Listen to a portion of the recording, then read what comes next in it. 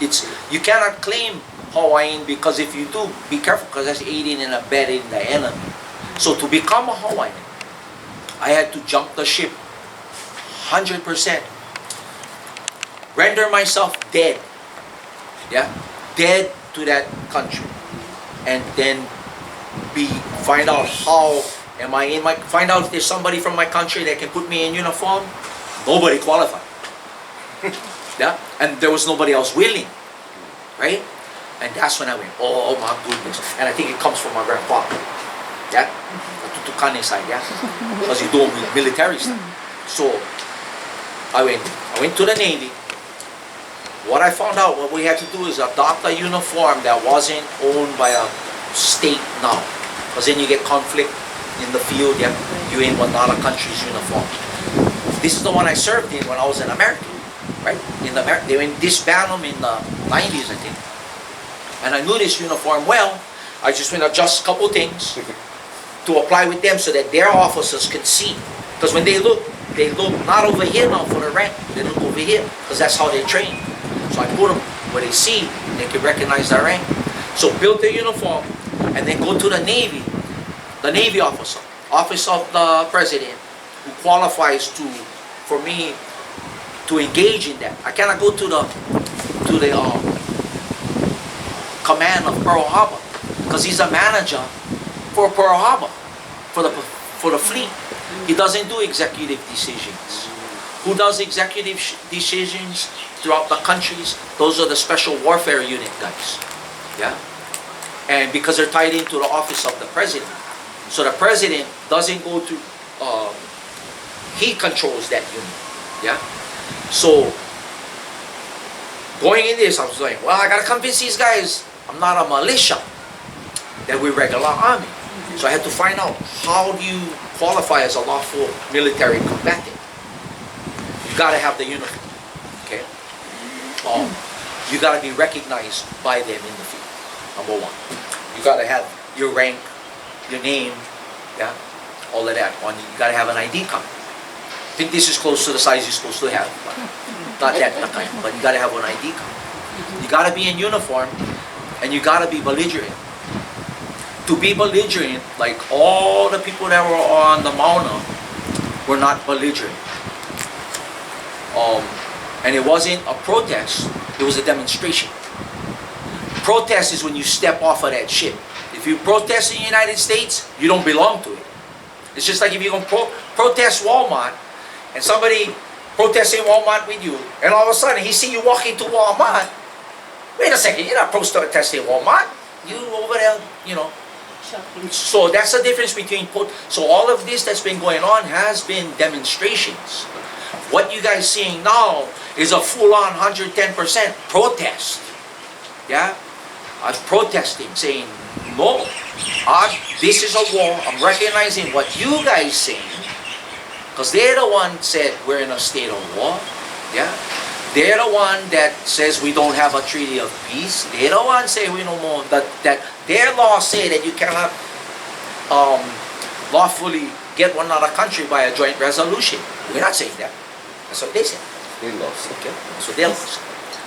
So all of that in a nutshell, that's what ended up. I put myself in uniform and then start searching for anybody that qualifies to be my boss. Yeah? Qualified to be my boss. Now, the the civilian governments that was set up, I went to, I was helping out Ruth Bolame, and she would refer me to, or actually Leon Su would call me. I never call him. He would call me. There was a person in prison by the name of Bradley Pyle. Anybody remember Bradley Pyle? The name, Bradley Pyle. So I guess he was in jail, locked up for something. And Leon Su wanted me to get him out and speak on, get him out of jail, because he told me that he was a Hawaiian subject. And I said, okay. So, and Leon Su introduced himself as the foreign minister for the country. Okay?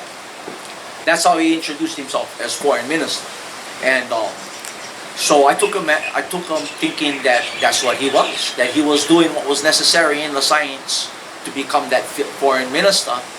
And he called me and I met. He said, "Oh, can I meet with you, Colonel, on on Bradley Pyle and then some other issues that he had?" And I met with him in Banyan Drive. I said, "What do you want me to know? Official or off the record?" And he said, "Off the record." Now I know why. Yeah. And then so I took him at his word that he was the foreign minister, and he had directed me to the Mamo Street office. I never did step in there because number one, I couldn't afford their silver that they wanted for their ID, and I just didn't have one. I just wasn't, I wasn't interested. And then Leon told me, "Oh, go down there, talk to the government." I said, "Oh, that's the government?" He said, "Yeah." So I went down there and talked to the government because that was the government that made Bradley Pyle Hawaiian.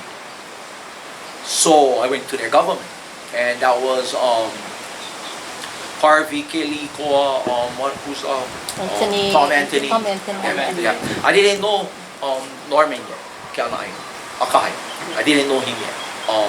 So I started talking with them. I said, "Hey, Leon Su, you guys foreign minister will send me over here." The first time I approached their office, and how I met Harvey was I was in the law library dealing with the criminal trial that I won the acquittal.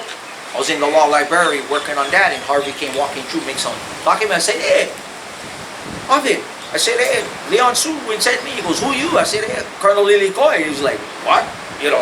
And I give him a card. And he even invited me down, so I went and go see him and talk about. I told him that I was sent by Leon Su to get Bradley Pyle out of prison. I need to talk to the prosecutor. I need to talk to his jailers and get him out of prison. He's a Hawaiian. And so I went out to Mamo Street and found out that what it was is they wanted me not to get Bradley Pyle, that they were going to deal with Bradley Pyle. So when they said that, I washed my hands of what? Because they had jurisdiction over him, they don't want me to deal with him, they're going to deal with me. Thinking that was a legitimate attorney general that could be able to pull his person out of jail, yeah. And then, so I kept doing that. Then they told me that they have a governor. I said, "You guys get one governor?" Well, I said, in Hawaiian law, a governor is a general of the army that they're on. If you look in Hawaiian law, in the Constitution, Maui's governor is the general on that island. Hawaii's governor is the general on this island. Oahu governor is the general. That's how it works in Hawaii, yeah? So I said, "You guys got one governor." I said, "They're about to get more rank than me. You need to take me over there right now." Because to act on Bradley's behalf, or their behalf, I got to be commissioned by that government. Commission means approval to speak and do whatever on my behalf. Yeah? So we searched for the governor, and I rode with Lilikoi out to Ocean View, and he called the governor on the phone, and the phone rang, and a number came up on the other side, and no voice saying, "I'm the governor of the Hawaii," and all that. And right there, I started getting a little bit nervous. I was like, "Wait a second, you can't even call this bugger, and this bugger is the governor." So I started getting a little bit kind, and then I went and called the Attorney General's office. You cannot get the Attorney General, and it's a foreign zip code, foreign what they call it, area code, right? So then I called the office, and you don't get them. And I was like, "Oh my goodness, what's going on?" So we searched for the governor. The bugger didn't answer the phone. I never did get the meeting, and we went back to Hilo. Waste my time. Yeah, waste my time. So then, mind you, I didn't know.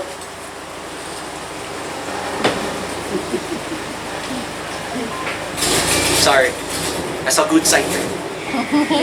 Yeah. You guys saw the video? Yeah. See how I was we like, train "Oh my them? God." See how we train them? So you notice that, how the thing Good went. Because now I can do my educational job. I can do my job. If they would have claimed jurisdiction and all this and gave hakaka, I would not be able to do my job.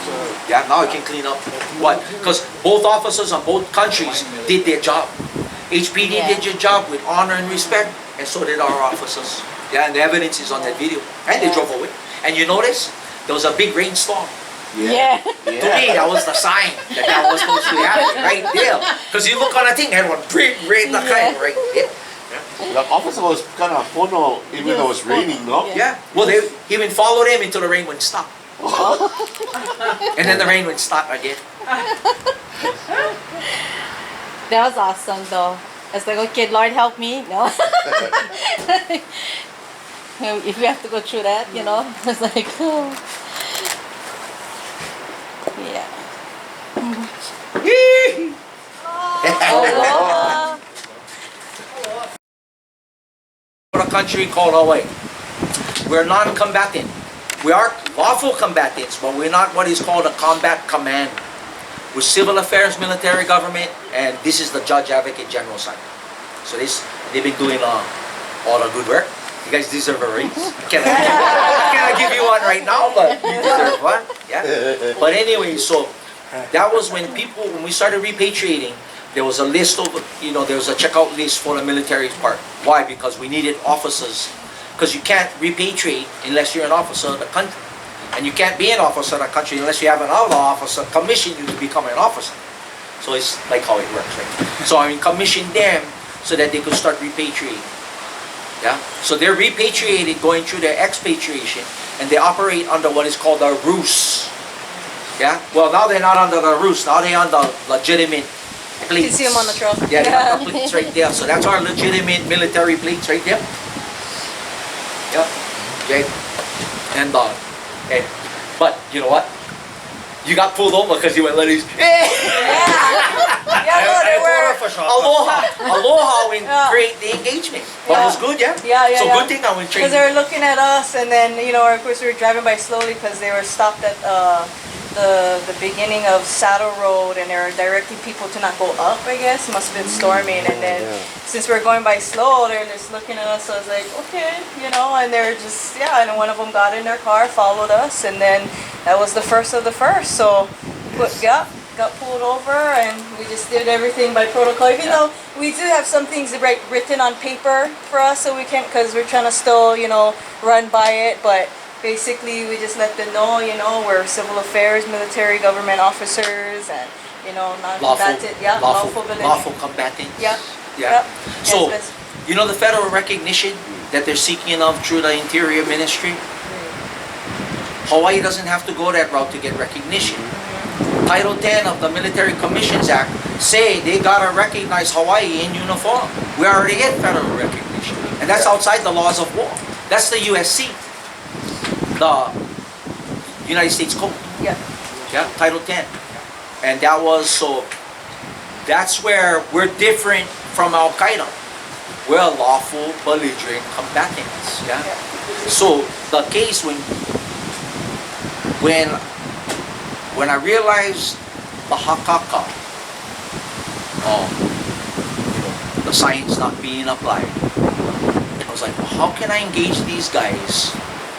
How can we do this to get them to start acquitting us?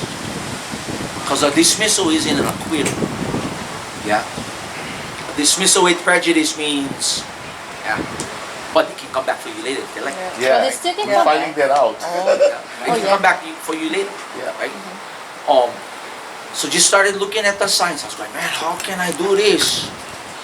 And I said, engagement.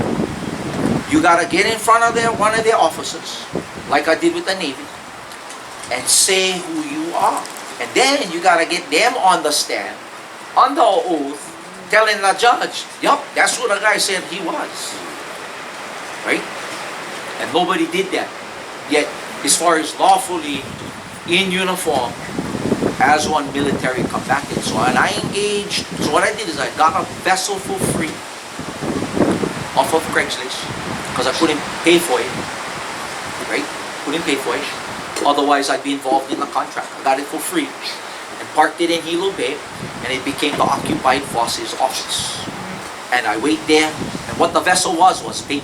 In fact, how many guys saw the video already of the trial? Because I don't like the same story if you guys already seen it. Yeah. Because it's on there already. Anyways, so I parked the vessel in there, and it was paid. It was part of a military operation to suck them in. It's like when you engage in the enemy, you bring in them out to engage them. So I sat out there. I cannot go to Suisun. I cannot go out there. I gotta row out there and live out there and wait for them to come. Because if I would have attached myself to Suisun, That's commercial. They own Suisan. They don't own the ocean. Yeah, they don't own the ocean. So I sit out there, and all those guys that was paying money for those slips and all that was getting jealous because I living out there free 95. Yeah, free 95. I was living out there. They getting mad. So finally they grumble. The civilians grumble to Stephen Schmelz, who was the head of boating division, and then he sent DLNR after me. And the guy catch me right as I was coming out of the water. And right when I saw him, I go, oh, this is it. But I was already trained trained myself what to say. And right off the bat, I told him, I'm a lawful military belligerent combatant of Hawaii. I said, here is my military business card. I give him, in fact, he still get him on his desk as like a souvenir. He told me that at trial. He told me that at trial. He goes, oh, I still have it on my desk. You know, so I give him my military card. I give him, I always carry this. This is my Navy contact right there for the U.S. Navy. I got it in here. I carry it with me all the time for emergencies. Okay. I told him, you call that number right now. Have your boss call that number. And I'm not part of your jurisdiction. And I'm the commander of occupied forces, Hawaii, belong to the country. And he says, well, call my boss. So I call his boss on the phone. The boss no answer. He says, well, I'll give you a couple more days. We'll square it up with my boss. And he'll waive, he won't give me the citation. But I wanted the citation. What's my goal? To get in a trial, in uniform, in my capacity and status, and on the stand, testifying on the oath. Because when you do that, everything you say is truth. Because they can't object. They can when you not understand. You mention something, the prosecutor object, the judge overrule or sustain, right? What was great in our case, and I got now, I can go get the videos. There's 4 different videos. Well, so I got to edit them all to one. Every hearing that I went through, because I went before Kanani Lauba. She was like, then I got to Crudell, and Crudell understood the science. He was like, you're looking at me in uniform, and he's the one who would say, because he's the one can grant me the trial, or no grant me the trial. Grant the trial. And he actually said, when you guys see the video, you can see him on there saying, I want to be on this trial. This is going to be interesting. Because he's usually a mediator for 2 American citizens. One was all the guys that was claiming jurisdiction, saying I'm Hawaiian, and then the other one was the prosecutor side, the state.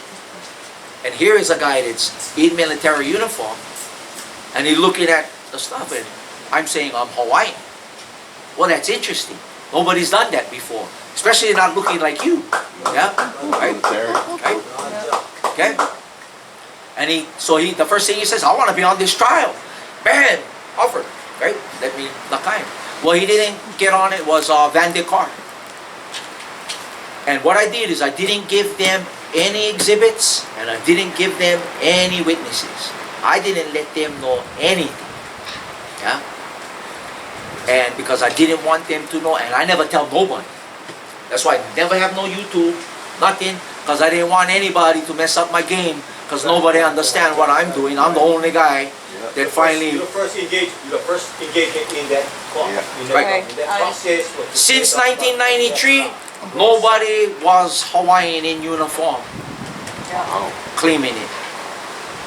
I mean 1893. At that time we had no counselors, nobody to represent us. Nothing. It was all Good. easier. And count it a blessing. Count it a blessing.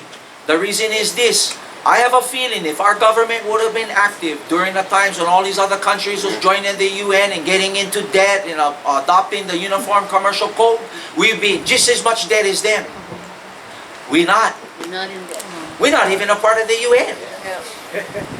Yeah. Not part of the Universal Commercial Code. None of them. Sorry. Anyways, so I see it. We see it as heaven. Count it a blessing. Yeah. Now me, my faith is akua. Yeah. That's my faith. Yeah. I carry. Maybe some of you guys disagree, and that's okay, because I don't go to church. But I carry the book.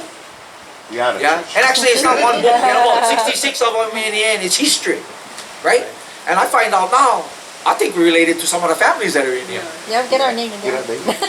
One thing that was really interesting to me is that in this book, it said Jehovah. And I said, oh, wait a second. The Declaration of, our rights has the name India. And you had the other countries, which is great countries. I served under a great American Constitution. I think it's a great Constitution. I think it's in jeopardy right now. Yeah, their country is they're under attack right now. Their Constitution. Hawaii, just how should I put it? The declaration of a state of war that we signed with the American officer, that right there places their country in a national emergency by law. Because it tells them that we know, and the Navy knows, that Mazie Hirano not supposed to be in Congress. Yes, That Mr. Obama was not supposed to be president. exactly. That's a national crisis. Yes. Yeah. So now we submitted, I was 3 months late to submit that declaration state of war, and it happened to land on January 17th. So we call that now Liberation Day. Because that's what happened to the country. Because you recognize that you're in a state of war, that allows the United States Navy and Hawaii, the country, to negotiate peace. Nobody else can. Nobody else can in occupation. Yeah? And that's what that was for, was to negotiate. I was supposed to have it done 3 months earlier. And now I understand why I was late.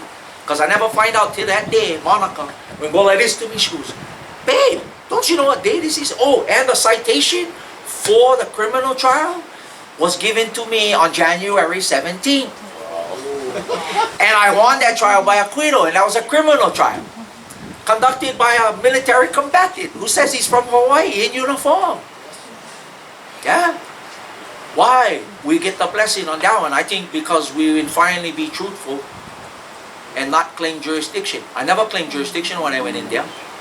They tried to make me the American name that they wanted me to be. I didn't even know I was that name. I went through military. I wasn't the name on the birth certificate. I went through school, Mountain View, Kalananole, Ha'aheo, is not the name on the birth certificate. My social security number was not the name on my birth certificate.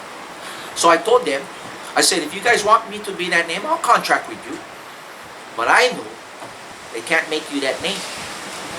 You gotta go down there and voluntary for it, and you gotta pay for the ID to do business in the name that they own.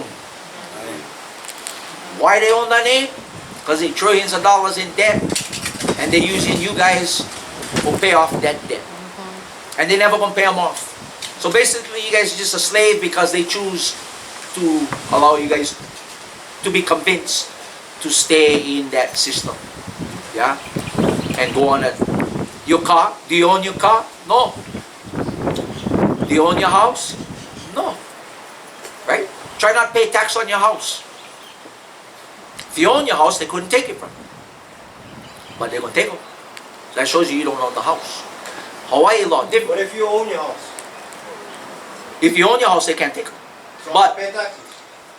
If you own your house, I pay taxes. But that's my house. yeah. I live on homeland, so I don't pay for land. But I own my house. But I'm thinking, how come I'm gonna still pay taxes? Okay, which house? You talking about house on your private property or Hawaii Hawaii? home. Okay, that's not your My house. property. I paid for the loan for But that was somebody else's property.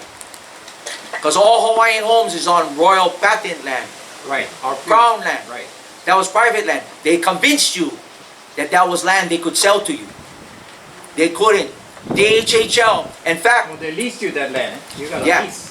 the It's a landlord, lease. not the house. Yeah, not the house. You're right. So I so pay. the house came over on the Jones Act. Okay? The material that came over to build that house, what year your house was built? Finish for free. Okay, you don't own none of that house. They own every single board, every single nail that went into that house.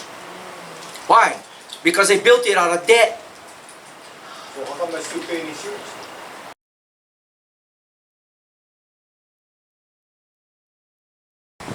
So that would be step one. Yeah? Right. Because they was going one different route. Yeah? They was trying to get us into the UN, federal recognition, all of that the wrong way. If we would have took the federal recognition long time ago that DOI was doing, it would have been a lot, that would have been it. Yeah? So the federal recognition, that it wouldn't have been a country-to-country recognition. It would have been a recognition of administrators of stolen land. That I agree. Private land. That was private land. All of Hawaiian homelands is private land, stolen by the insurgency. And the only people that can qualify for it is Americans that are on that American list.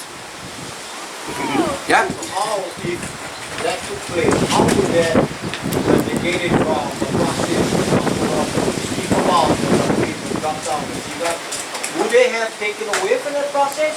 That process was, that process, That's what's working right now, right? We're working that process, right? the, The military occupation. Yeah. So long. on the martial She law. said that. So, the process that we So engaged what in we is doing, wrong. those lands gotta go back to the original owners. And you guys that are on that land gotta go back onto your property. Because you own land, you don't have to stay on that small little piece of property.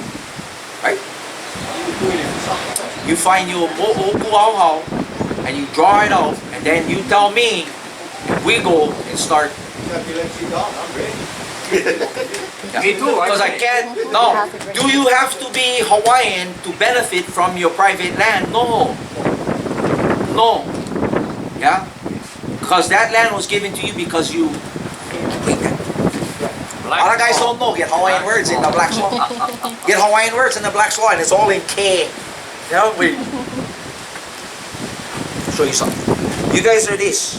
Guarantee you guys are keiki of some kind of land. Yeah? Let's see. I don't know if you can saw on the video, but if you take Black's Law, fought, I go with fought because the other ones get too much publishers involved. Yeah. Keiki. Hawaiian. Popular meaning is child, but the meaning of that word in any particular instance depends on context in which it is used. And it can mean descendant of any generation. There you go. Yeah? That's what keeps you tied to your land. Because the Mo'i was so smart to make sure that no foreign government, even if they called the state of Hawaii, because they're foreign, they're in Washington, D.C., they would not be able to conquer the land because it was given to you guys in perpetuity under an allodial title that nobody can take out. Now you just got to link yourself to that land and then start acting like landlords, because that's what you guys are. You guys own the land, right? It was given to you. Nobody can take it away from you. You can abandon it, but nobody can take away that land from you legitimately, because you guys have what is called an absolute deed. Absolute means, remember perfect title? What Keanu was talking about, he was right again. Well, that was what he started. That's the Perfect title. business. Yes, he was right again. Yeah. So, Keanu is right on point. Right on point in everything that he was saying. Back then. Except this. Lance Larson is a Hawaiian. We are the Hawaiian government acting. We are Hawaiians at The Hague. You know what? I got a lot of work to do now, because I got to clean up all that paperwork at The Hague. That's right. Yeah? I got to change the premise. And yeah. So I think that's the part where Akua will put them to sleep on just that part. Just for the political national status part. Because that's the difference. Where the Kanaka was messing up is he thought he was Hawaiian. Yeah? The Kanaka thought he was Hawaiian, as far as, because we throw that word out there, Hawaiian Airlines, Hawaiian this, Hawaiian that, like it's, but they're trying to attach it to culture. The culture's fine. They speak in more Hawaiian, Kanaka Maoli language now than when I was a kid, because that's why I get all those other names on my birth certificate. I look like I am. I said, Ma, how come at least you never put one Hawaiian word on my birth certificate? Just to help me out a little bit, right? Just a little bit, because I'm having a hard time in my country, right? But she never. Why? Because it was not formal back then. And I'm glad she never put my Hawaiian name on one birth certificate, because they would have owned it. Yeah. You know, the United States doesn't own none of these names. The Lilikoi is my ohana. It's not on my birth certificate. It's my oho'ohuaha. Sam was a name that was given to me by my grandmother. Yeah. Kalanikoa was given to my mother before I was born. She didn't even know what it meant. She didn't know what Kalanikoa meant. And she said it sounded good because she was babysitting two kids. One was named Kalani and the other one was named Koa. And she would call him and go, Kalani, Koa.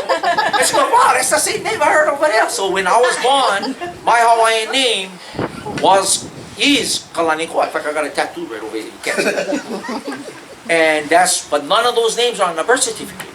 And I thank Akua for that because now they own none of those names. Yeah? So this has been the problem with the fantasy documents and why people get pulled over and then they want the hakam, they claim jurisdiction and they lose in court because they get jurisdiction. They have jurisdiction over the car. They have jurisdiction over the body. They have jurisdiction over the name that's on the ticket. They have jurisdiction over everything.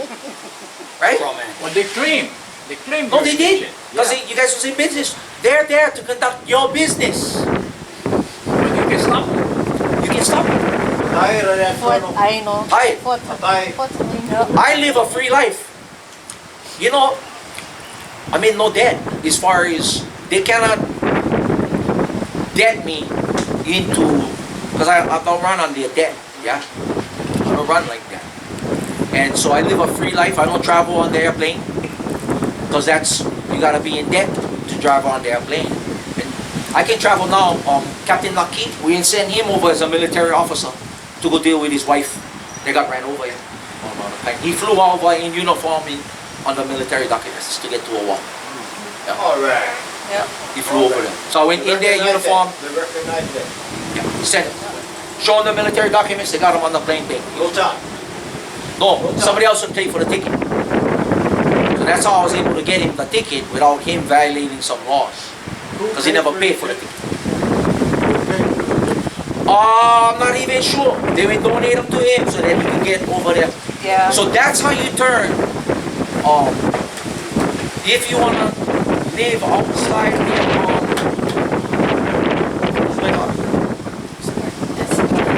oh, that's the same job. Anyway.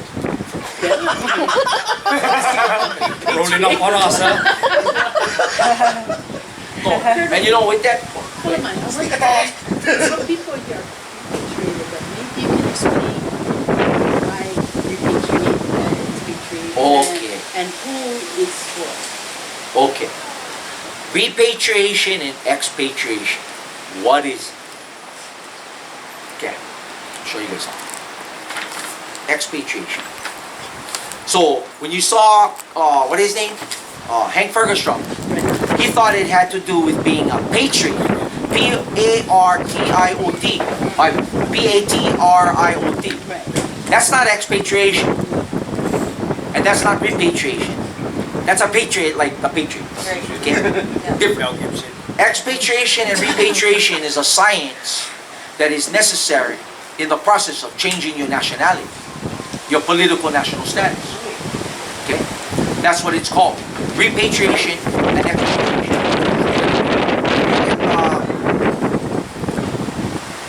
Repatriation. So repatriation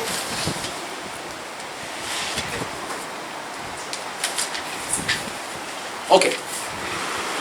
Repatriation. It's a 1, 2, 3, 4, 5 words.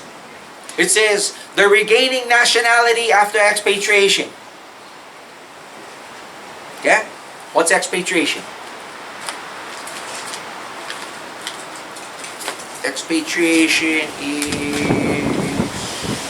here we go. Expatriation, the voluntary act of abandoning one's country. Okay, many of you were born here. Even Jean, born here. Keiki Okaaina, right? That's not Hawaiian. That's naturalized. You're a native of the soil, right? You're born here, right? Okay. Now, when you're born here, if the country would have been not in our occupation, you would have been considered a naturalized Hawaiian. Native born Hawaiian. Maybe not Maoli, as far as the koko. Yeah. But you get the rights and benefits and the blessings of the country that was established in 1843. Right. And its constitution, right?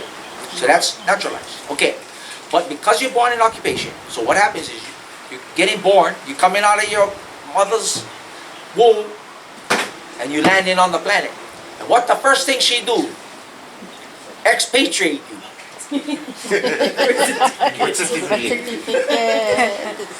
And why they did that? You notice before they never have birth certificate. Yeah. A lot of the recordings was in their Bible, family Bible. Look at before the Bureau of Conveyance, we never have. We know we're related to Kalaniumi because of the Mokuauhau. That's not a certificate.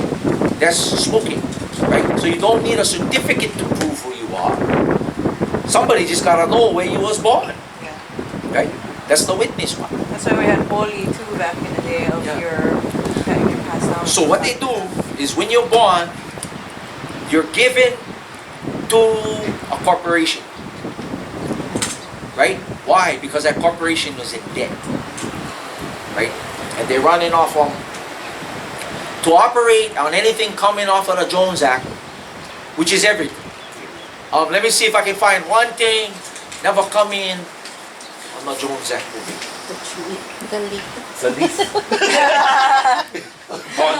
And us guys, We oppose. and us people, right? We never come in. Well, some of us immigrated on the Jones Act, Right. right? But everything.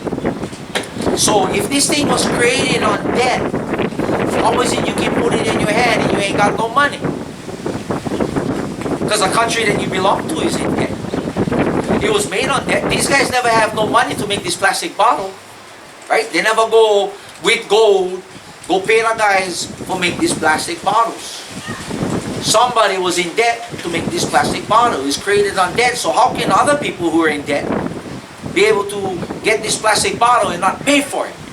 Because usually you gotta go to one store and give them something worth something to get this bottle. But now you can't. I mean, in fact, you cannot. Go with currency, one gold coin. Well, you know what? The guy gonna take your gold coin and he gonna put one, right? But you can't even get this outside of the debt and credit. What gives you that ability to benefit from that process? Your birth certificate, right? Your birth certificate allows you to make money to buy this. Now, I can trade something for this, right? In fact, I got it free, right? This is my water, I can drink on now, because I got it free. So that's something that a lot of us don't know about as far as the currency part and getting out of their jurisdiction. I'll give you a good story. I was running a night market in Pohoa.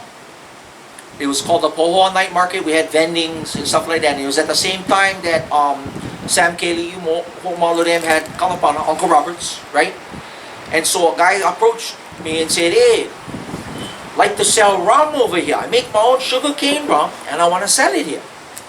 And I said, "Well, brother, can sell them. We're gonna have to have one business liquor license." I said, "But you can give them away. You can give it away and have somebody donate back to you, then it's out of their jurisdiction." He was like, "What?" I said, "Yeah." So he started making the rum there, and guys would come sit at the bar, put $20 and drink rum. And so Sam then we find out, I think it was one of the family members. Anyways, they find out, and they were started wondering how come we was able to sell alcohol. Well, in the meantime, they post them on my Facebook. I didn't respond right away. The liquor commission came by. Okay, big Hawi guy came by, real nice guy, and he goes, Sam. He's over there, and he's even intimidating because I come up to like his totoy, right? And he's over there, big Hawi guy, and he goes, I heard you selling alcohol over here. I'll say, no sir, we giving them away. He goes, what? Well, I'm in the right place then. He sat down at the bar, put $20 in a thing, and started drinking alcohol. Why? Because we didn't apply the science. We wasn't in that jurisdiction that he's under. Commerce. So the expatriation, okay, your guys' expatriation stays because you volunteer for it every time you renew your identification card. You pay for it. Do they give you the ID card? That's how I won the trial. Because they couldn't give me the ID in the name. I said, I'll do business with you guys. No problem. I'll go in there and get, because it takes an ID to get a boat registration. Right? And I knew that. I said, okay, I'll make them, since you guys don't have a policy for Hawaiians. I said, I'll do business with you. As that guy, give me the name. Oh, okay. Right? You got to pay for it. You volunteer for it. Why?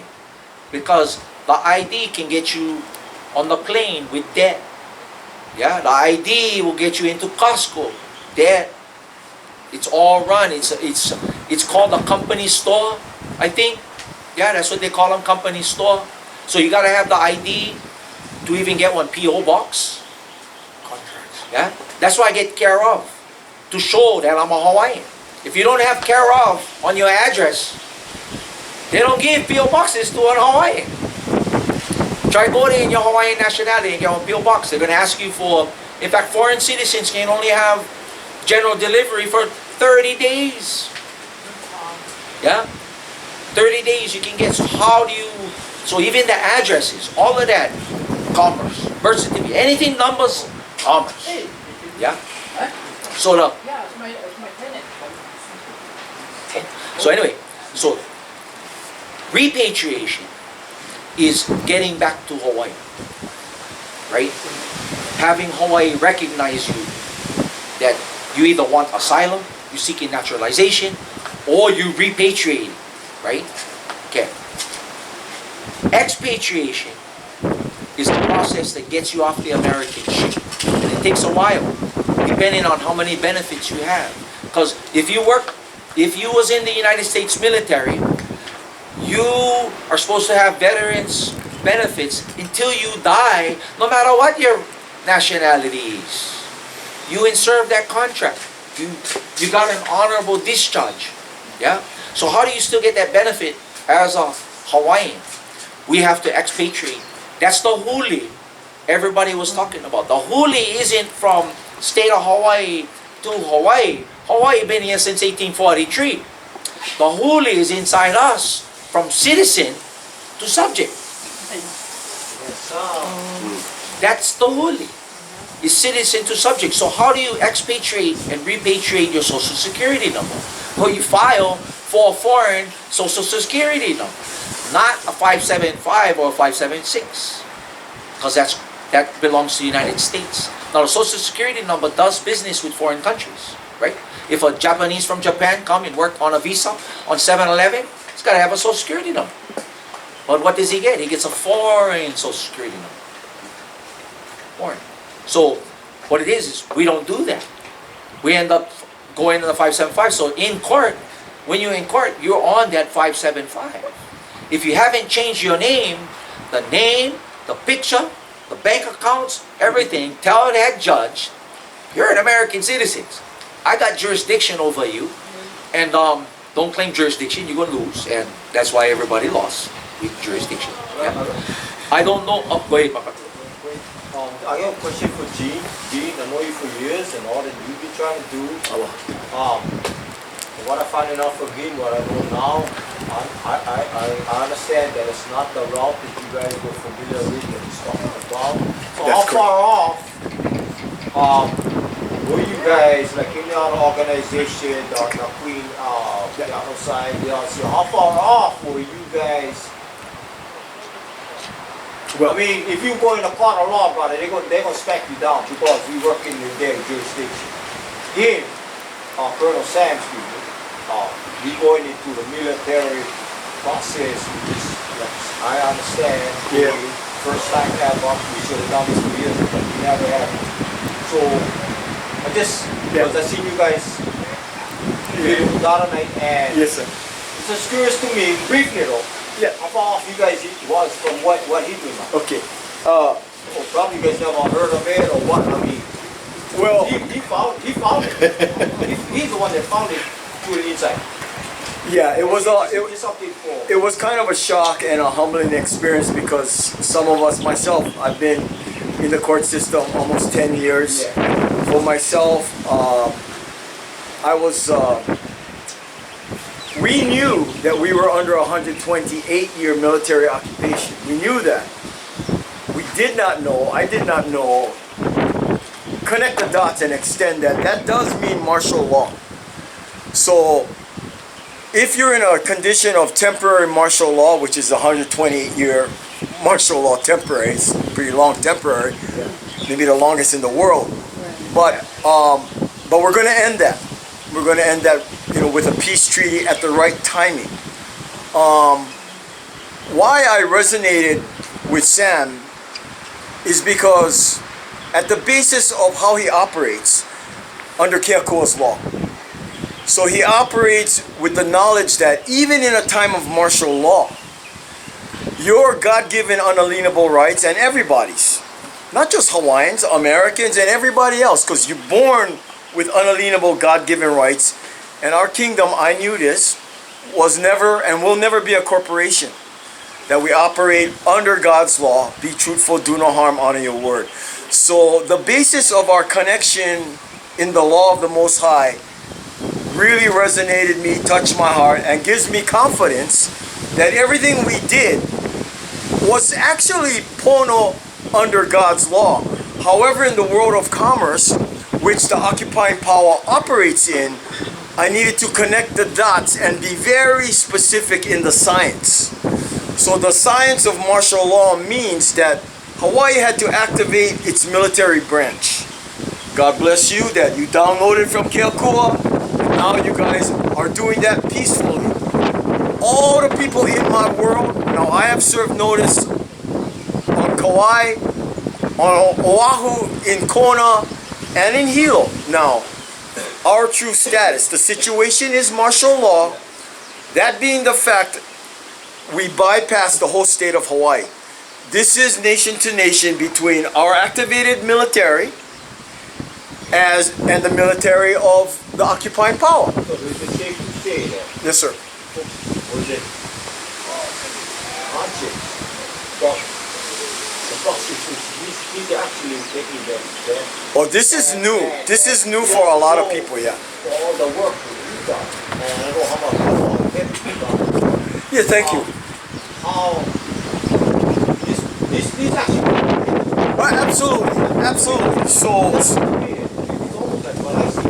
That was a missing link. there was, sir. That's a missing link. Yeah. We understand that, that's why when I heard you. Yeah. You and I was listening to you.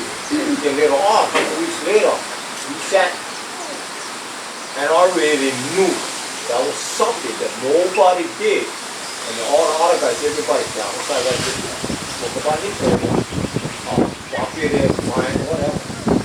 My nephew is trying to fuck out of flying. Oh, yeah, right. Yeah, Sam.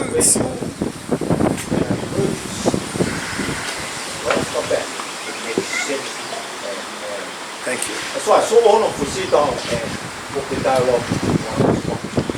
Because I have all of my, unlike many. And I tell you what, because I know I've been sitting in my years. Another big son, Native Hawaiian Legal Corporation, can you help? Who's going to represent you in court? Is there any history on what I've asked you? I follow my she would occupy the palace. She would attach that.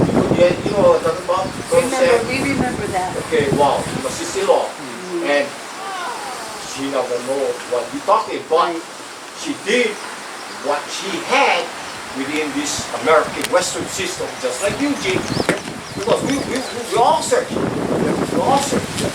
And the goodness about it is test. Yeah. That's the key. It was important for me. About you, man. You the key. It was important for me to see Sam Give us speak peace again. to Judge Freitas. Hey, Kalamai, I just want to interject here because I want everybody to take a break and go eat because we don't want the food to get cold because we don't have electricity over here to warm it up. So you want to make. There is one other person that knew about what he's doing. Oh, yeah. Because, and I don't know if you remember Matthew Naoni. Okay. He knew. That's why when we heard Colonel Sam, we knew we said it's here.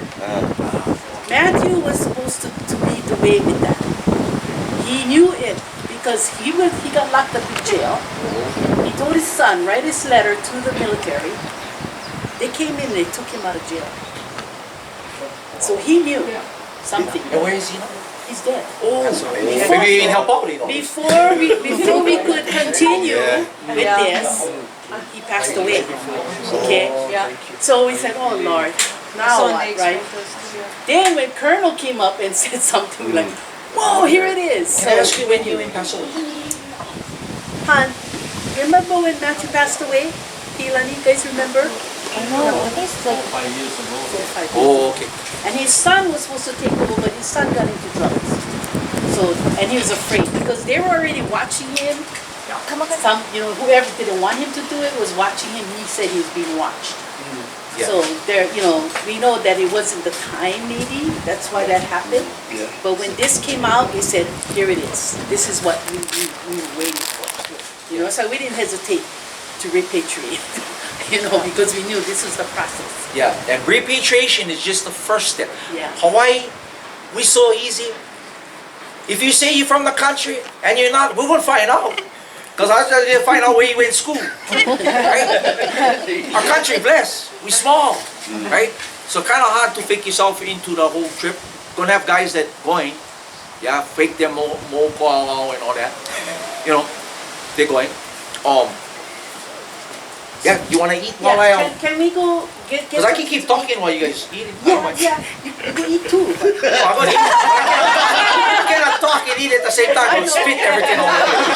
Okay, come help yourself. Thank you. Barbara, if you can help us and get everything. Just come help yourself and make something to eat.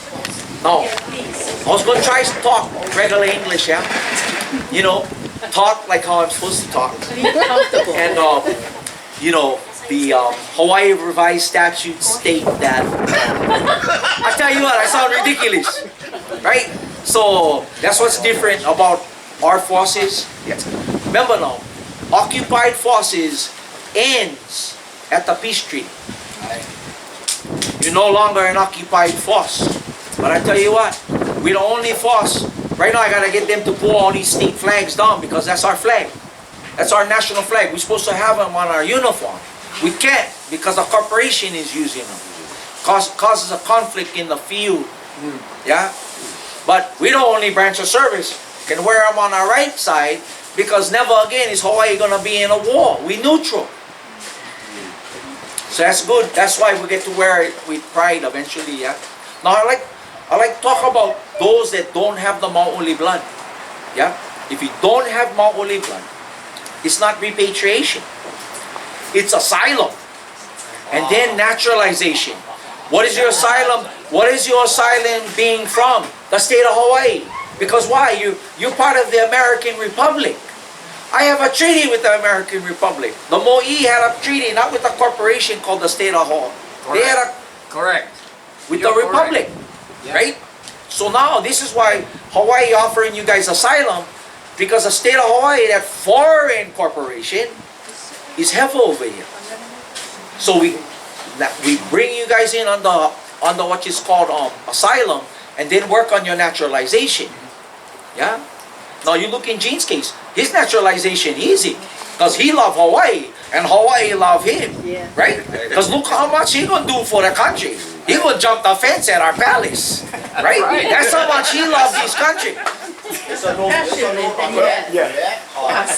when you come in as a foreign national and you're under kingdom, citizen, Maoli, citizen, naturalized citizen, they don't have benefits, but the naturalized citizen didn't have benefits that the Maoli had because they wasn't tied to the land. Yeah, the Maoli So it benefit. wasn't, nowadays, the state, they use it for, they combine the two, piggyback the natural on us, and say, but in the kingdom, there were two citizens. If you had Coco, you had certain exclusive benefits that only you could have. Exactly. Not the second. You guys had the natural, the outside guys had the regular, the communists. You had Yeah. right. Yeah. Right. Yeah. Yeah. Exactly. That's why. Do when we get. In fact, if I'm not mistaken, I'm in there. Correct. Yeah. Yeah. We want to make sure that the ground is set up when these guys come in, they get it right. Right. Get it right. Yeah, and that is through their American embassy.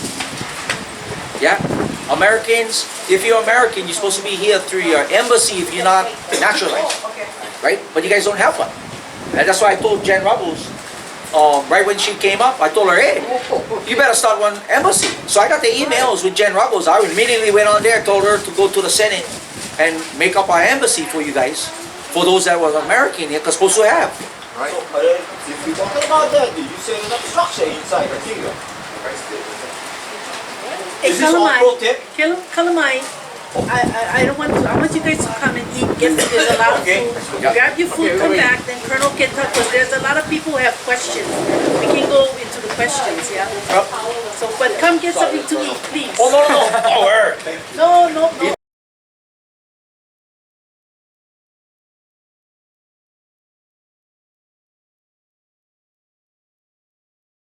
So if we've been taught that she abdicated the throne, she tells you in this book that she never. And that's how come we're qualified in uniform. If she would have lawfully abdicated the throne, we would not qualify. But she would have gave away the kingdom, right? She didn't. Hold up. Yeah. The person that abdicated the throne, well, they forced her to sign it, Lilikoi Dominus. There's no such person. Yeah, she was Lilikoi in her royal name, and she was Lydia Paki when she was born.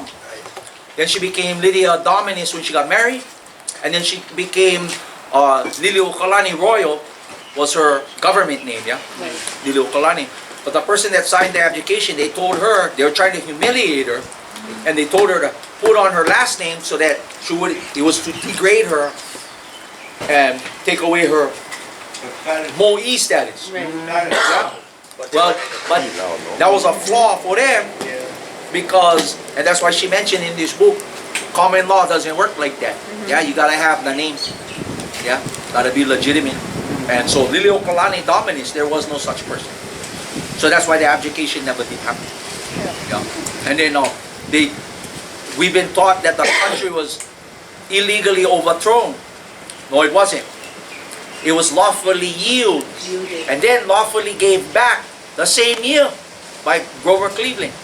Right? Right. It's just that the provisional government didn't recognize it. Same thing that most of us doing today, but not by still supporting the insurgency. Yeah? Because that's what state of Hawaii is. It's a keiki of that original insurgency. It's a product of what they actually wanted to do, make Hawaii part of the United States. Yeah, and but they never win. It didn't happen. They tried to convince us that it did, and that's why they say in the I think in the apology bill, it says the illegal overthrow. Right. But don't recognize the apology bill. Right. Because number one, first of all, it apologizes to Native Hawaiians. Yes. That's two English words. Native Hawaiian, right? Hawaiian's not the country is called Hawaii. That's a Hawaiian word. Yeah. But when you say Kingdom of Hawaii.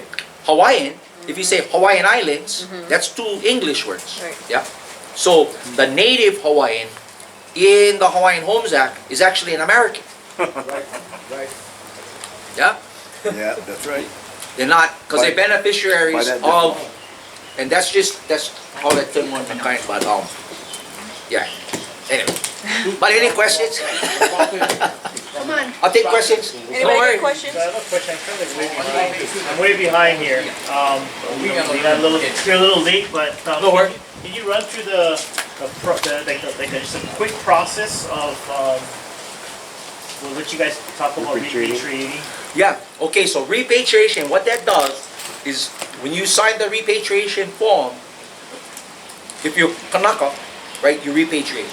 If you're not, Kanaka Maoli, because Kanaka you get all different bloods, yeah? Kanaka Haoli, Kanaka Pyle, Right, Kanaka right. Japanese, right? But if you're Kanaka Maoli, it's repatriation, because you're probably a descendant of those that were Hawaiian nationals back before the overthrow. Okay, that's repatriation. Okay, when you repatriate, you're allowing Hawaii's military to start working now. We have jurisdiction to start working on what is called your expatriation. And that is like if you get your 575, we switch them to a Hawaiian Social Security number. If you get veteran benefits, we get them to give it to you now. We let them know you're going to be getting it as a Hawaiian subject, not as an American citizen. So that's the expatriation part, is getting you off the American ship. Repatriation is done the moment you sign the form. We recognize you that that signature is in the country. It wasn't in the country before, because all those people that was claiming they was of the country was U.S. citizens, out of uniform, in occupation. You just can't do that. Yeah, American citizens in an occupation cannot put people into another country. It's not lawfully possible under international law. Yeah, so that's what it is. So repatriation is into Hawaii. That's immediately. So it's just a form, basically. Just a form. Yeah. Yeah, the repatriation, expatriation form. Okay. Then what you're doing, you'll notice on the expatriation form it says expatriation and abjuration. Abjuration is the part where you're relinquishing all those rights as an American citizen. Expatriation is actually getting out of that nationality status. Yeah. That's basically it. Expatriation takes a little bit longer depending on, it's different in each person's case, because some people have all the benefits. Veterans, they're on the Hawaiian Homelands list. Yeah. Now, to get you not recognized as an American anymore, I gotta get you off that list, expatriate you from that list, because the only people that qualify that list is Americans. So lucky for me, the land is under my wife. I can still stay there. Exactly. CO. CO box. CO. Yep, Then I get rid of me. I don't own them. My wife own them. yep, there you go. Yeah, the CO, oh, go ahead. No, whatever you're gonna say first, go ahead. Oh, no, no, Okay, so when we repatriate, it brings us back into our country. Exactly. Right? And then and we go through the expatriation process, but in the meantime, we still operate into business like how Exactly. we're in. What you do is you America. operate, because that's your right, on the American government gives you that benefit, and you still have those instruments to go on that benefit, right? So, the problem is that those people that were having the what I call them fantasy documents, right? Is that when you claiming jurisdiction, is it cut you off from that expatriation process, right? Because they're, how do I explain? Okay, while you're expatriated, Hawaii recognizes you as a Hawaiian subject. America still recognizes you as an American citizen. right? So you keep collecting those benefits until I totally expatriate you from that benefit. Then when I do that, you get the benefit in the home country. We call it wean-off. Yeah, and it'll change. It'll change from occupation in or in a time of peace. So your expatriating process dealt a little bit differently now with the military, but in the time of peace, those guys that'll be coming into the country, it won't be called repatriation, expatriation, it'll be called naturalization, and you go through immigration. Yeah. So if you come in from America and you come over here, even if you get Maoli blood, you still gotta register with the embassy, right? And then you naturalize. Or actually no, I'm sorry. It's still repatriation because of the cocoa. It's still repatriation because of the cocoa. Yeah. But the expatriation is because United States is a corporation, it's a business. So the expatriation part is making that business pono as a Hawaiian. Yeah, because right now, like a Hawaiian, I'll tell you straight up, a Hawaiian can't even get into Kamehameha schools right now. And that's a problem in this country, right? If you have to be an American citizen with the, right? So now, say you have children in Kamehameha schools who are, and they're gonna change their nationality, that form of Kamehameha schools identifying them in their new nationality is expatriation. Once you expatriate, then they'll have to accept that, right? They are a foreign corporation, so that's up to them. They don't have to accept They it. operate Well, it's here gonna be though. interesting for them how they gonna. It's gonna be kind of shame for them. It's gonna be shame for them to be called Kamehameha schools and not let a Hawaiian in. So I guarantee you, they're gonna have a lot of pressure on them to change their charter. Yeah. Yeah, and actually reincorporate their business, because right now they're foreign. They DC. When they become a corporation under DC, that's DC. Because how the corporate law works, you're only an inhabitant. Corporations are only an inhabitant of the country that they were in, the state that they were incorporated at. Where is Kamehameha Schools incorporated at? State of Hawaii. Where's State of Hawaii incorporated at? That tells you that Kamehameha Schools is a foreign corporation. So what happens to the will that Pauahi made?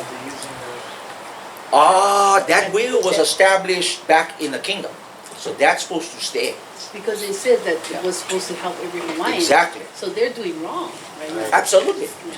Well, a Hawaiian can't get in there. So they're gonna have to make it So right. somebody from in the kingdom would have to go and challenge the action. Yeah, No, Jack. Yeah. Yeah. Military. Well, And actually, that's the part But when you we have went. married too. You cannot just be a citizen and go challenge them because you No. going up against the queen. I mean the priest, Hawaii. Yeah. The hierarchy. Bishop of State, that's a couple. Well, they Kamehameha Schools is Bishop of State. Yeah. Right? There's What? 2 estates right now. 2. Yeah. Bishop and Pauahi. It's called Kamehameha Schools Bishop Estate. Oh, there's Well, when 2 I was different there. corporations. We would always have to say Kamehameha Bishop, School, he made his Oh, own wow. estate. Yeah, I don't there know you if go. it's like that And that was now. where the heaven started. Right. Right there. Yes. Because some people even believe that he Yeah. murdered his own wife. That's why they call it KS. Some people. say- But if you want to go further than Yeah. that, she's not the true Pauahi. Yeah. According Yeah. to the family. It said that the true Hawaii, Pauahi died as a child and they Yes. used a cousin to take her Oh, place. Yeah, yeah. So there's a lot of heavens to fix up. And a lot of people died because they knew that. go deeper down that I think it was So it's a just a big- time. And because the occupation went so long, Yeah. is why we got so much stuff to clean up. Right. Yeah. And then Hawaii is, the father is Henry Pierce. Henry Pierce. Yeah. I don't know that. We got all the The information. original Yeah, I don't know. I mean this. Yeah. The one that you Did that couldn't answer your walk on the question? ball. Oh, did that answer your question about expatriation? I just continue on doing my business. Just continuing on until you're ready to transfer your business into a Hawaiian business. Right? And the reason you want to do that so that you're no longer having to pay the tax because you're not getting the money. Actually, you're only operating debts and credit right now in your regular business. When you transfer it to a Hawaiian business, now you're going to get the currency and that's backed by gold and silver. Okay, more questions coming because of what you just said. Yeah, good. So what does it mean for people who, once we get expatriated, for people who work for United States corporation? Yeah, they gotta continue to employ you as a Hawaiian. If they don't, they're violating law. Well, number one, it depends on who you're working for too, because they gotta reincorporate their business, right? Because right now they're a foreign corporation, right? So yeah. So what about the? So it's interesting that now that you say that, it's a good opportunity to start talking with your employer. I invited them here today. Because the businesses have their own huli. Right. They thought their huli would be when the kingdom becomes the kingdom. Well, the kingdom always been the kingdom. Right. It's just So in now, suspension. if they don't huli and they still choose to, Then the military, then their business no longer can operate. Yeah. Because they're operating unlawful. Yeah. Yeah? They have to, that's why we request the Navy to establish martial law so that it gives them that time to do those incorporations. Because they're not gonna do it unless their government tells them that they have to. Yeah? I don't have no say-so over your company, the company that hires you, because they're American. I don't wanna violate their rights. I'm here to protect their rights. Yeah?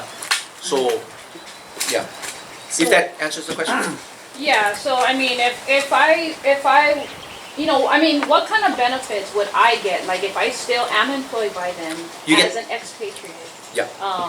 You get the same benefits that they give you. Oh yeah, do I still have to pay for taxes, like federal tax, state tax? It depends. I'm gonna have to check into that. I On have what I the- have something to say about that. Okay, go ahead. We learned a long time ago that when you working for equity, you're not supposed to pay the taxes for wages. You're not supposed to pay the taxes. The employer is supposed to pay the taxes, but they're making us pay the taxes. So that's illegal. So Yeah, the income tax is not. You're not paying them anything. Well, actually, that was all voluntary. Voluntary. The charter Right. first came It's out. voluntary. The but then they IRS. do it. Yeah, we have all the papers. Now it's forced because they ain't dead. So can we They're in stand on that? You can't if you're doing business right now as an American, you have an American business, you're getting that benefit, that debt and credit under that blessing, yeah? Yeah. So you cannot skip on that tax. What If about you're, the employer? You're working for the person. Do you still pay the taxes? you mean him or you? Yeah, you know, we're being employed. Employee. So FICA, federal income, what they call it? You get the state tax? yeah, State tax is federal unlawful tax. right now in this country. It's Right. lawful in your guys' country because that's the tax you gotta pay when you're working as an American citizen for Washington DC's corporation, right? Now, those companies can still hire foreign citizenry. It's just there's no science to it right now that applies to Hawaiians. They can hire Japanese, they can hire an Italian, they can hire a Filipino that's from the Philippines, and they have a science and a protocol to follow that makes that porno. They don't have that for Hawaiian. That's why I get big job. Because I have to reincorporate them to hire you as a Hawaiian. And then I have to convince them to reincorporate their business here in the country. Or if they're going to operate still as a foreign business, then they have to do it a certain way in occupation. That's commercial beli right now. They're actually not supposed to be operating as a regular free corporation right now. Because they're in occupation. They have Yeah. a form, a W-4 form, the IRS, that you can exempt yourself from paying taxes. Yeah, and that's an American benefit. Yeah. It doesn't apply to Hawaiians. Yeah. So she's talking about paying taxes on the As a day. Hawaiian, on the no, day. I'm talking about if once I expatriate, Right. you know, We're along those lines. how do I approach my employers? You don't. We do. That's during your expatriation. Because when you look on the form, if you checked out there, you got a business or you have working for a company, and I get to your form, or JAG gets to your form, or Civil Affairs gets to your form, whoever's the officer that's dealing with your form will now start working on your expatriation with that company. And we actually go, it's good that you go tell them, get them ready Yeah. for it. But it's our responsibility to work with Navy's JAG to get your company in the So right. what if they do decide to do or if they decide not to, can they still force me to pay American taxes? No, Not lawfully. no, Yeah. So you can't. I think I might have missed something here. So at some point of this process, you're saying that we will no longer be paying taxes to federal government or the state. You will be if you're working for a U.S. corporation making that U.S. benefit. It doesn't matter Right. what your nationality is.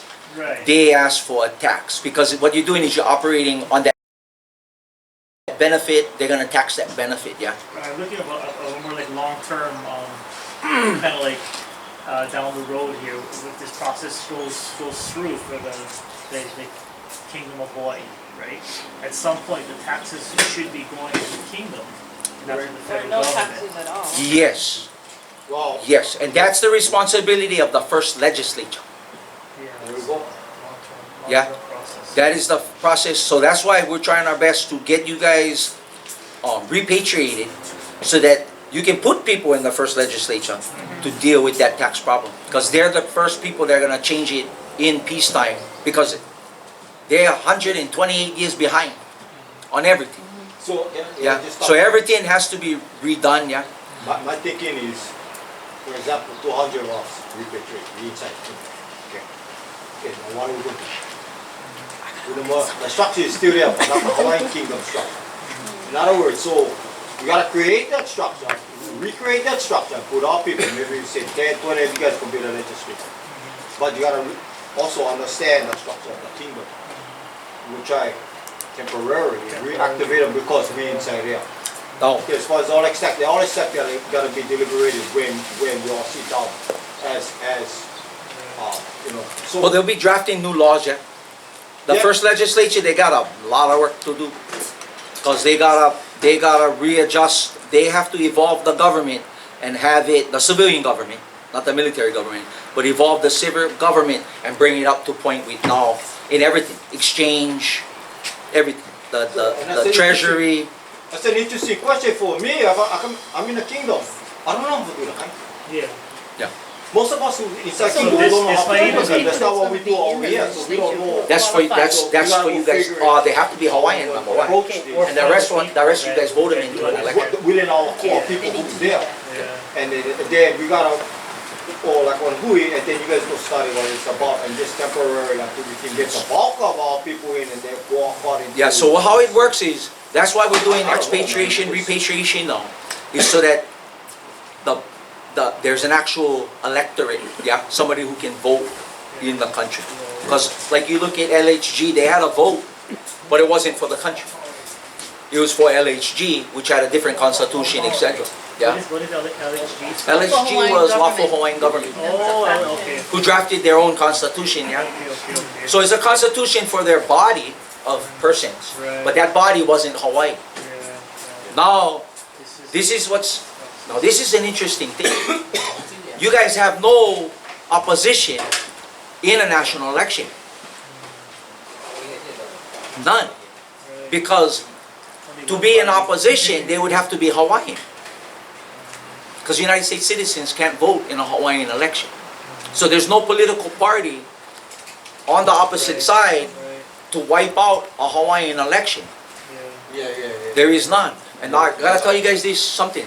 Elections are powerful and they stop armies from invading your country. And it's a form of estoppel. It's the highest form of estoppel there is when people vote to get something done. Yeah. And that's what stops armies and gets the United States Navy to train outside. And those type of elections. That's what changes. The reason Hawaii didn't have that advantage yet is because there was no Hawaiians to even create that election. Because there was nobody fighting for the country. So Because in occupation, you have to fight for the country. Because occupation, you're still in a war. Yeah? The war doesn't end to the peace treaty. We're in a state of war. The state of war has been 128 years already. Yeah?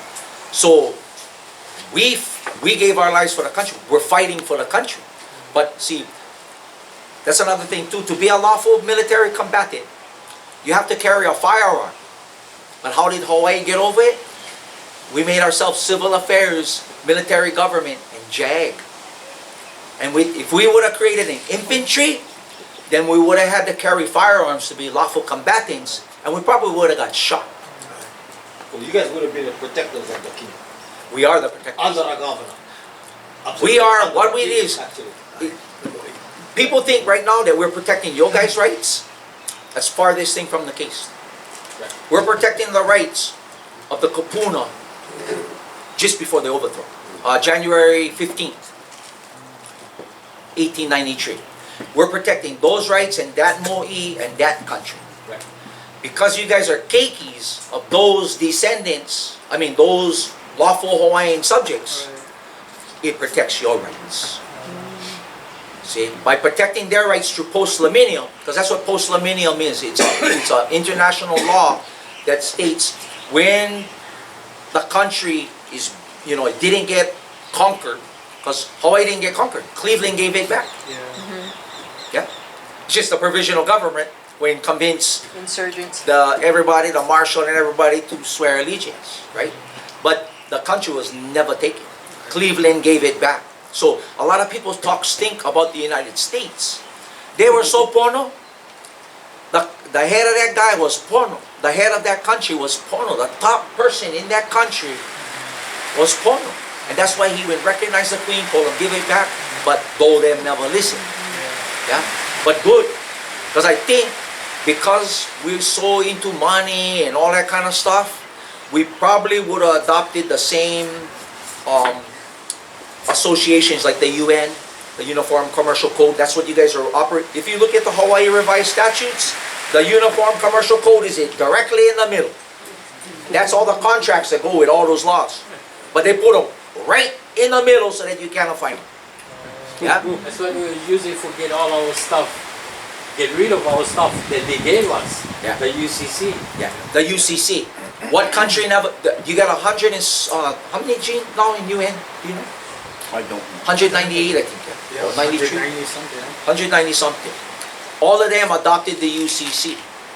And what does the UCC do? It allows all the members of those countries to distribute debt and credit. That's why they put it in a common law and they replace it with the UCC. Yeah. So you guys are blessed because number one, you guys have a natural constitution, right? It's not in corporate law, it's under a natural law, yeah? Yep. Okay? And it was codified under international law that was natural, right? Because that's what the laws of nation was natural law applied to men and between civilized nations, which is actual states. Yeah? And that's like God's law in that realm. Yeah? But the UN isn't even any a part of that. That's totally separate. That's all debts in credit, all of that, and if this country that's in debt, everybody from over here going to protect that country because they're all in debt, they're all operating on the debts in credit, and they all can go Walmart. So once we expatriate, we shouldn't be shopping at Walmart. No, you can, but they have to be lawful over here. Yeah? So we can still use. So they probably a lot of now. Remember, everything that comes in Walmart comes in on the Jones Act. Yeah. Now, in the time of peace, things will be coming from Italy and from all those countries. From not, I should say, on Italian vessels, because right now only American vessels can bring in the goods. That's what Jones Act is about. Yeah. And the prices of things will change because of And That's right. Oh yeah. So right now you guys have the benefit in agriculture, you name it. You are blessed in so many other ways that other countries don't have. Now, what makes Hawaii different? You guys are landowners. A low title. That's something they can't take away from anyone. Right? So that's why in the other countries they're all in debt. A lot of them don't have a loyalty title. They weren't issued that type of land. They didn't have that type of process. That's what defines us. We different. Okay, when you talk about allodial title, I know allodial title means it can never be sold. Never. Never. So all the people that bought land in Hawaii is all fraud. It is every single title after 1893 is defective. No matter what. No matter what, even if you're Maoli, it doesn't matter who you, it's all because there was no Bureau of Conveyance and it's an occupation. You cannot sell land under occupation. It's unlawful, it's a war crime. Yeah? Even like ours, they took us out of our house. We paid them in full. They still took us out of the house. Yeah. Because they own the house. At gunpoint. Oh, well, yeah. See, because the house was their property. And you was their property. And they could tell you because they had jurisdiction over you to get you out of the house. Only the house though, not the land. But not the land. Yeah. See, so that's going to be issue 2, is you're going to have, okay, with the mortgages. Remember Keanu I was telling, do your mortgage insurance. He was right. Yeah? And you clear that up. Yeah, I was supposed to take And then you're going to have people that have houses. So you're going to be in a house. You're going to have some people who are Kanaka Maoli in a house that is on another Kanaka Maoli's land. What does he do? He negotiates with the landowner, not the state. Yeah, he negotiates with the person that owns the property. And if you can't find him, you gotta go look. It's like with ours, the family actually made us the Konahiki of the area to keep us there, but they still refused us. Yeah. And that one is, who kicked you out? The LNR or the sheriff? Cops came in. Sheriff. Sheriff. Yeah, Sheriff, yeah. They have, so sheriff has the jurisdiction over Washington DC on the executive end, yeah. They represent the governor. Police represent commerce. The governor is still commerce, but that's the executive branch, yeah. Where the police is they're here to protect everybody that traveled in this, the table. Because the table belongs to the state of Hawaii, and the state of Hawaii belongs to Washington D.C. and they get their jurisdiction over the table. Why? Because the table was created on debt and it came over on a ship, and it's called a chain of custody. Yeah, because state means foreign, eh? Yeah. So now you start doing business with each other, bartering. Okay, remember that scenario where I said with a liquor commission guy, all of a sudden was out of his jurisdiction. It's the same thing. How do you make currency? If I was to give sister this book, and I gave her the book, I tell her, give me $2. And she gave me the $2, that's my $2. It doesn't have jurisdiction in Washington DC no more. Now I can use those $2 bills. They're no longer a Federal Reserve note. It's 2 pieces of paper that say $1 bill on top, and I can trade them to somebody that do 2 pieces of paper with the $1 bill on top. So she didn't purchase this, and I didn't sell it to her. I gave her the book, she gave me $2, and that takes it out. Where they convince you is to keep a receipt. Once you keep a receipt for that, that was a sales transaction, and they convince you now to turn in that receipt. Now they get the jurisdiction over that dollar that was spent for that book. That's how easy it is to step out of their jurisdiction. Yeah. So if you start doing fundraisers and I played, Pineapple's Bar and Restaurant in Hilo. I played there for 6 years. Yeah, 6 years I played there. Didn't have to report, no taxes or anything. Then they wanted me to file a W-2. I will stop playing music. Because before, everything that was in that calabash was currency. No matter what you throw in there. And they throw all kinds of stuff in that calabash, boy. You get ridiculous kind of stuff inside there. Yeah? So, in fact, some of the stuff I throw away, because if I walk out, I won't get busted. But every dollar that was in that calabash, they might have got it through their employer, right? So they got it, being under the jurisdiction of the IRS and the Federal Reserve. When they put it in my calabash, that became my dollar, because they gave it to me. They didn't say, oh, here's a sales receipt, or it became what is currency. So that's the advantage for Hawaii. Tips and donations remove that becomes currency. The corporation. Oh, absolutely. Tips and donations. Absolutely. Yeah. It's like That's the best way to make, that's how you make your, they call it currency. You turn the dollar bill into currency. Yeah.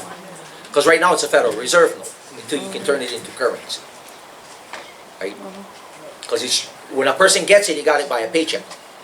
right? And he goes to the ATM. It still belongs to the IRS and to the federal government when it's in the ATM.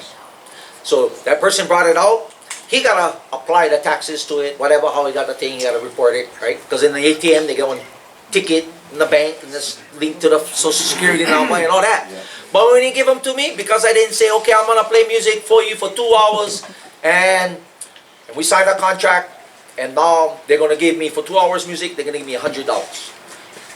Now, if that business was an American business, now it becomes the jurisdiction of the IRS. But now, if I don't sign a contract and they just give me the money, that's my money. They have no jurisdiction over it. So we're going. So that's how you get over that. I want to ask about land tax. Oh, okay. The land tax. Yeah. So right now, if you don't pay your land tax, they're gonna try to take away your land. That's why we asked the Navy to install martial law. And that's why if they try to do that with you guys, that's why JAG gonna step in, and they're not supposed to. So, my wife Monica that you guys saw on the thing, she has land in Lana Valley. And that's royal patent land, right? In fact, it says it on the, when you buy the land, it has the royal patent number on there, and they tell you, you know, if by chance the original people come back, you gotta give back that land. Okay. So, she finding out what I was doing, you know, because she was with me the whole way. So she was the first person to go down to the land tax division, give them the declaration state of war, and tell me, how am I supposed to solve this problem? And she didn't pay the tax. And now they still gotta contact her for figure them out. Now if they decide, if it goes in default, and they're gonna take the land away from her, they're actually not taking away her land. It's a title that's defective. And they're gonna take that title and give it to somebody else. They cannot take Hawaiian land. Try pick up the land and take them. You know, can. It's just a title. Yeah, it's just a But we title. like to avoid That's coming where, with their guns and yeah, whatever. right. So when if you repatriate and you run into the tax issue, because if you keep paying it, you're supposed to while you're still expatriating, because you're a U.S. citizen. Pay until you expatriate, what you're saying. Pay your income tax, because that's a contract that you have with them to have that title. Yeah, but if you get rid of that, if you abandon that title, because you're only paying the tax. You ever notice? Okay, how come you got a building permit? What is the building permit for? The building permit is not so that they can make sure that everything is safe. The building permit is to assess the tax that is related to that building, right? That's what that is. That's what the building permit is for. Now, if you are claiming that you have title for your land, you have to pay whatever contract is on that title that you claim. You're not. How can you claim a title that is defective? How can you put a title into a Bureau of Conveyance that is suspended? So that's where the protest comes in. And I recommend that everybody starts looking. So you go down to, the best thing is, take the tax office, your declaration state of war, your repatriation papers, and when you go down there, you call me at the same time. So that, because that's what it is, the county tax place, they have no clue what's going on in our jurisdiction. And they're not going to know until the United States Navy tells them about it, unless we tell them. And why are the United States Navy not going to just cut everything right now? Why are they not going to just install martial law right now? Why are they not doing it? Even though they know that we just signed a declaration of state of war with them, why are they not just automatically taking EG off the thing and just stopping it? No, because every American citizen right now has a constitutional right to bear arms. Oh. Yeah? Why is it that I haven't signed a peace treaty with... Right now, me and the United States Navy can sign a peace treaty today.